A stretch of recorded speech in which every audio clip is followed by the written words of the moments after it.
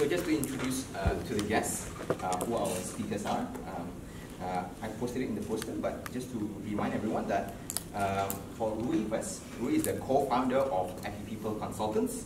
It's a consulting company.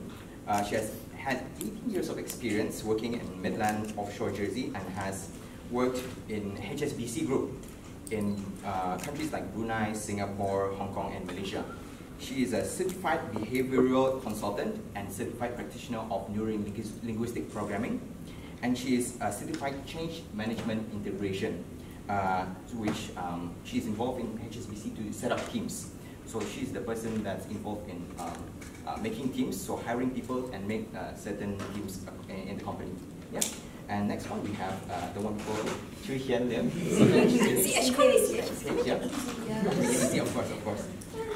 She's the Senior Manager Learning and Development in BIBD. She has had 15 years of banking experience in human resources, corporate banking, and risk management. And we all know that, the members know that Ruey is actually Toastmaster, but not a lot of people know that CH was actually a long time ago. She's actually CDM, Competent Toastmaster. This is like the DDM of a long time ago. So it's the highest achievement for a long time ago. Now I'm so worried. She's actually the person who helped set up HSBC Toastmasters. So here you go, everyone. But just a quick, it's supposed to be a casual conversation. Okay. Honestly, I was very happy to see you just now, CH. Oh, thank you. It's because when I texted Ruey this is actually the first time I met CH. So I didn't know how she looked like. So I was designing the poster. I put Ruey's picture, and then I looked at CH. Okay, I never met her, so I texted Ruey. I think Ruey forgot. So I'm like, okay, let me put quick Google Drive. Google search. So I went to Google and I see all these different photos, not the consistent photos. So what I did was, I found Chui CH on LinkedIn. And then what I did was that I made a LinkedIn account just to view that profile. Yeah, so picture. I saw your picture there, and I'm like, hopefully this is the right CH. So I put it in there, spread it out, and hopefully the right person will come tonight. That's a really big race. Thankfully, we're sitting here with the faces of the same people. That was so many years ago, okay? Yeah, still the same, still yeah. Alright, really as well? Okay, I'm a person who is graduating this year. My convocation will be late this month. And I, like some of the members of the audience, I'm not familiar with all the CV or the interview. I'm not familiar. And I haven't gotten an actual job interview and actual CV officially sent before. So so it will be my first time. So can I ask maybe Ruey first, like what's your personal experience, first time sending your CV? Maybe something different about your CV structure. Now we're talking about a long time ago. For my own CV? You sending someone else's CV? No. When I did my CV, I was studying in Melbourne. So it's actually structured proper textbook way. So you have all your personal details in front, and I also had my academic achievements, but going backwards. So my latest ones are the first ones that you see. But what one of my lecturers actually shared with me was, look, you're going to be no different from, in Melbourne, it would be like 5,000, 50,000 over graduates. So do something different, right? If you haven't done something different, then do you have work experience? Did you lead a group? As long as you can put it down, quantify it, or have some sort of proof, that would make a difference when you submit a CV. So that's what I did personally with my own CV. So you said that your structure is different, so you put your first academics last. So that's interesting. We'll get back to that later. Interesting structure. How about you, Sage? Do you remember? Oh my God. Many years ago. The first CV I wrote, I believe, was almost like at this time. Actually, I came from UPD as well. So at that time, I'm quite competitive in a way that I know I need to make it different. Even before I start to look for a job, I always make sure that I'm ahead of competition, meaning that during summer I'll try to find a job because I know that I need to put it in my CV. So the thing that I did differently from my peers is that on top of the CV, I did a cover letter. Just a short one page, explaining myself, trying to sell myself.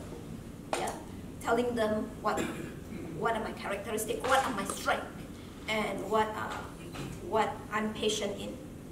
I think that is the one that got me, give me the edge over the others.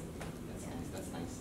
Now, I know it's been 15, 18. We still wake up later than. Yeah.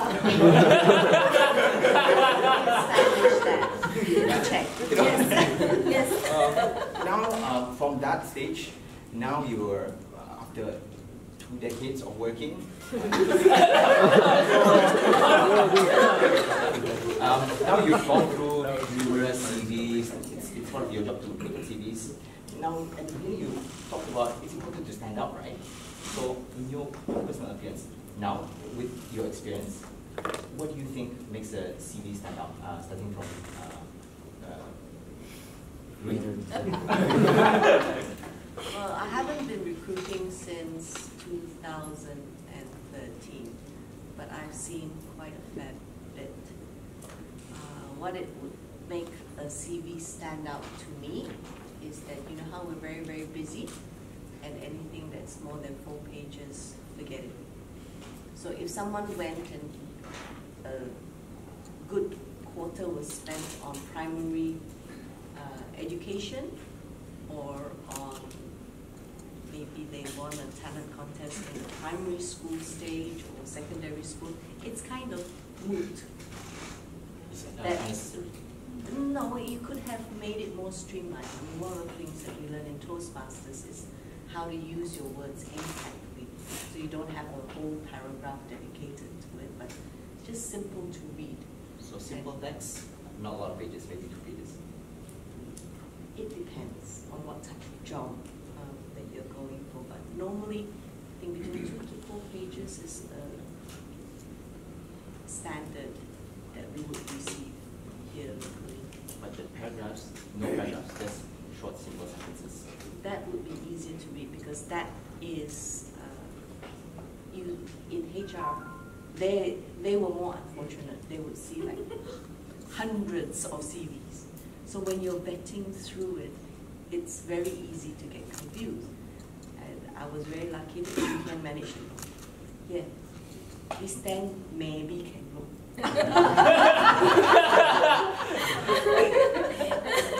So just to tell everyone, so you both have were working together in HSBC last time. Yes. So first, because CH works in HR, Yes. so all the CVs first go to you first. Yes. I'm the unfortunate one. You filter out a lot of them, and then maybe the 5 best Shortlisted. you give to Ruey. So Yes. Ruey like, oh, I think this is good. You like, Yeah. I see, I see. How about for you? What do you think makes a CV stand out? Before I answer, I would like to ask the audience a question. How long do you think that we spend the time on a CV? 5 minutes? Less than a minute. Less than a minute. Less than a minute. One Less minute? than a minute. Less than 3 Yeah, minutes? 3 seconds. Okay, to tell you honestly, on average, it's less than a minute.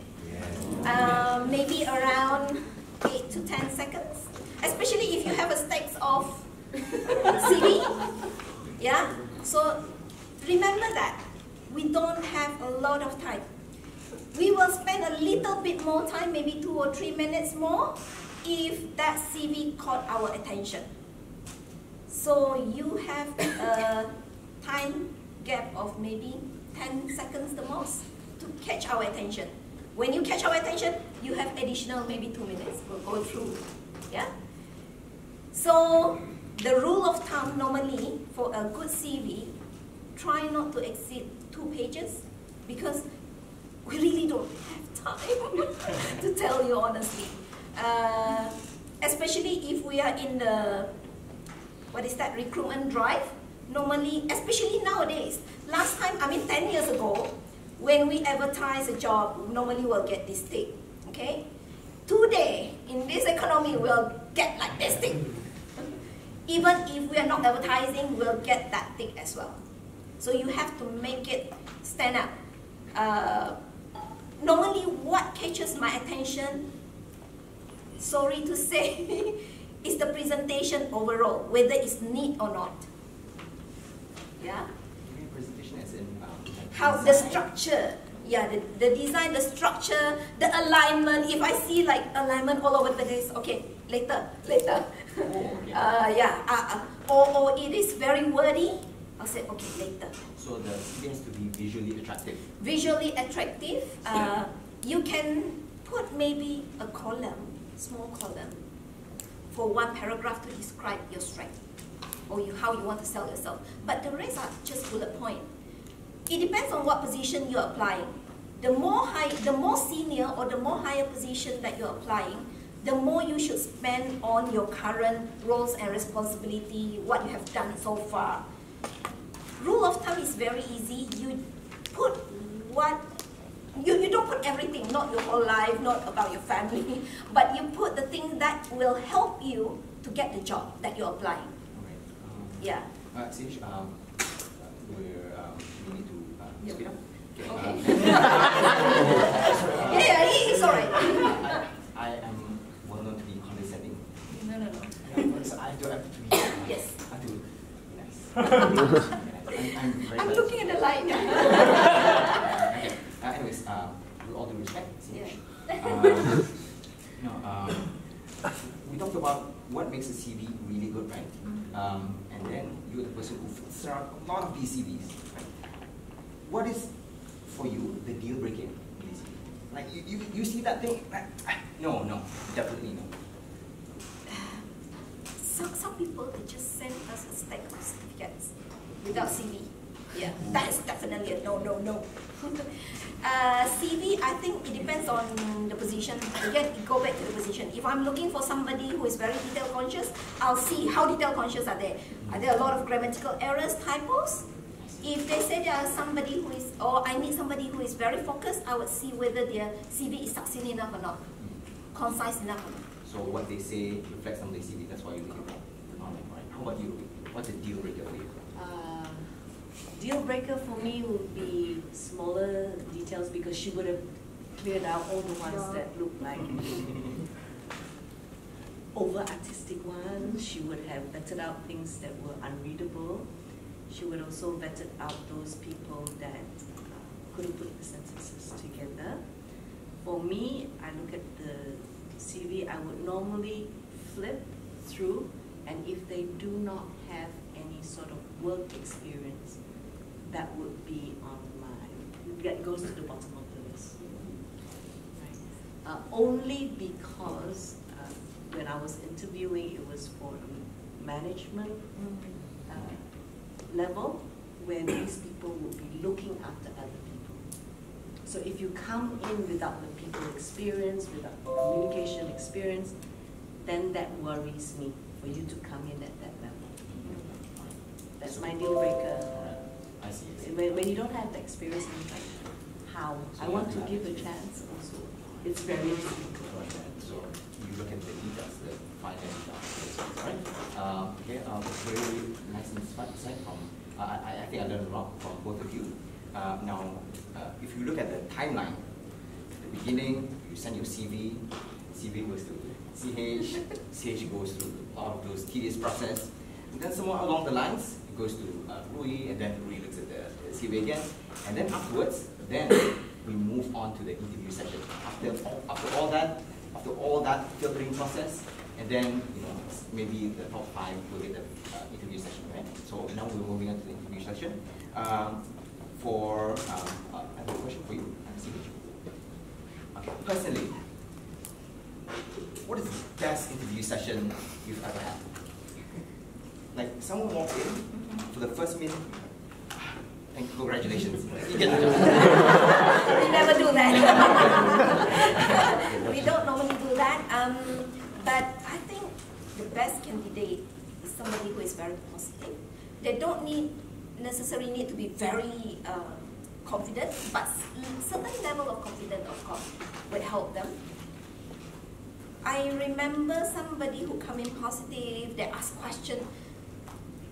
Just bear in mind that a lot of people say that you need to ask questions during the interview, but it depends on what kind of question as well.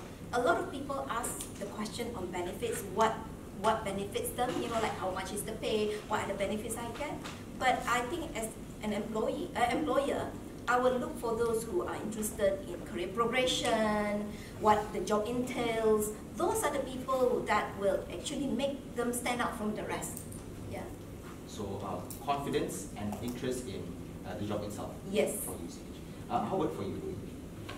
The best. I suppose I would quote, I think there's been one or two people that really struck me as when they walked in, right, they had a better chance than all the other candidates. One of them actually called up HR and asked them, is it okay if I call the department head to ask about the job? So when we went for the interview, they said, oh yeah, we've spoken on the phone. So she shows interest early on. Even before the interview. So he was replying to the job ad. The other one also did that. And when he came in, instead of normally when you come into the interview, it's like, oh, I'm going to go in to be slaughtered. That kind of look that you have. He came in and was like, oh, yeah, hi, yeah, thank you very much for that information, you know, about the job. But there were some people that, one of them was the one that asked me about HSBC. What does this really mean? They were talking about our CSR activities and asked a bit more about that. So they were not only interested in the job, but they were interested in the organization that they were applying to. So that struck out, and because he's done his digging before that, he's done his research, when he came in, he felt, oh, at least I know a little bit more. Yeah, and I know how to answer. So you can see that attitude, that this will be a great worker if they show attitude of interest in the beginning and they're eager to learn. Proactive, right. And they have the courage to say, if you get upset, I'm sorry, but I just really want to know about the job. I'm interested. Interesting. So now we both have a similar point in terms of interest. Like if the person is interested in the job and the company and is eager to learn, they'll have a higher likelihood of standing up among the interviews. That's very interesting. Now, let's contrast it. Okay, maybe starting from Ruey. Now, what is the worst? What is the worst interview session? Or things that most interviewers do that you're like, no, you're not gonna make it. I think that you assume that the interview starts when you sit down in front of your interviewer. But actually your interview kind of starts in the, like for us, you say, oh, I'm here for the interview, then you say,